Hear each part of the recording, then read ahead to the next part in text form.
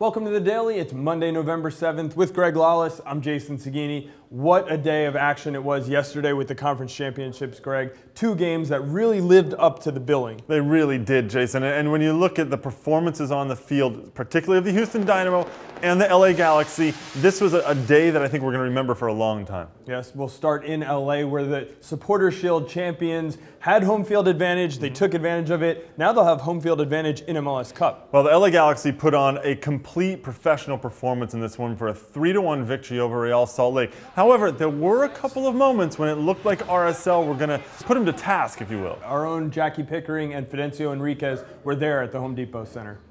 Well, for the first time since 2005, the LA Galaxy scored 3 goals in a playoff match. Fidencio, why were they able to be so effective tonight? Well, Jackie, the story coming into the game, the focus coming into the game was the midfield battle between the two teams. After the game, Bruce Arena spoke about how he thought LA would take control of the match once RSL tired in the second half. That's exactly what happened. David Beckham found a ton of space.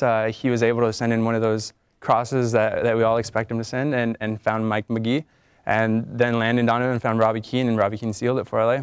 Well, Real Salt Lake did have some opportunities of their own throughout the match, but was not having their top pairing at center back just too much to overcome for this team. Well, the big story coming into this match was whether or not RSL would have one, both, or neither of their center backs. In the end, Jaime Sonaleve got the start, but we could all tell he just wasn't 100%. He wasn't able to cover all the ground he otherwise could. In the end, the Galaxy were able to exploit all that space they found open, and they were able to convert enough of their scoring chances to win. Well, 3 different players score for the LA Galaxy as they advance to MLS Cup for the second time in 3 years.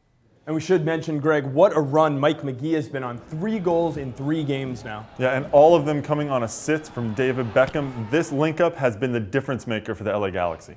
And the difference maker for Houston has been their back line, and they were at it again. The Houston Dynamo advancing to take on the LA Galaxy in MLS Cup, thanks to Andre Haino. Yeah, Andre Haino gets a second goal in the playoffs so far for Houston, and that back line holds up strong. Tally Hall, for me, has been actually the player of the Dynamo throughout these playoffs. He's just got a confidence about him in goal. I watched him against Sporting, and he just looked so good, and I felt there's no way anyone's going to beat him. All right, let's hear from the guys in Kansas City.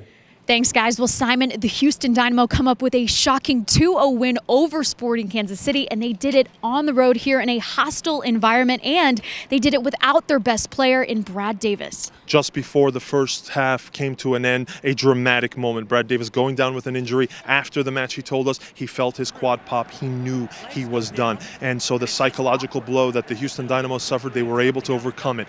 Early in the second half, getting that goal by Andre Haino on a set piece. This one delivered by Adam Moffat, and then great team defense, great organization from there, and then they seal it with that goal on the counterattack by Carlo Costa. A very professional win by this Houston Dynamo team. Well, and when you look at Sporting Kansas City, really, you look at their offense and the fact that they really couldn't get anything going, and I know a lot of the talk will be about their DP, specifically why they didn't see Omar Bravo in the game earlier than when he was subbed in the 85th minute. Absolutely. The criticism for Peter Rumis is going to be, why didn't you change it up a little bit more? They were going down the flanks a lot, but for the Houston Dynamo, those were easy balls to head away, all those crosses coming in.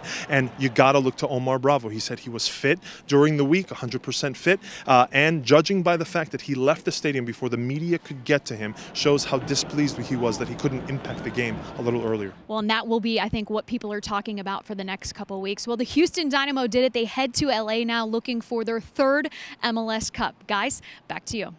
Well, now the MLS Cup is set November 20th on ESPN. Will be Houston Dynamo taking on the LA Galaxy at the Home Depot Center. And Greg, it's real unfortunate to have a player like Brad Davis go down at this time. Yeah, obviously such an important factor for the Houston Dynamo. However, Danny Cruz, after the Sporting match, actually said they took heart from his injury and said we have to push through ourselves. And Adam Moffat did a very good impression of Brad Davis with all of his set pieces.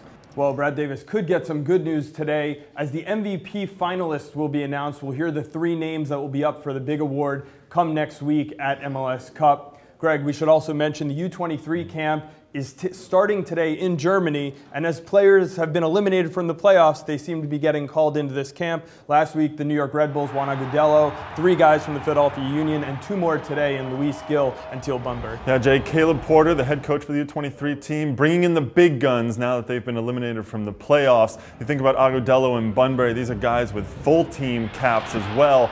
Now, in this camp, Porter will not be there because of his duties with the University of Akron, but Claudio Reyna will run this, most likely just looking to find who is going to be the core of this team as they head into Olympic qualifying next March. All right, we'll be talking about this camp as well as the MLS Cup matchup, the U.S. friendlies this weekend, and Canada World Cup qualifying as well on Extra Time Radio. You can get that later on iTunes or Buzzsprout, and we'll be back on The Daily tomorrow.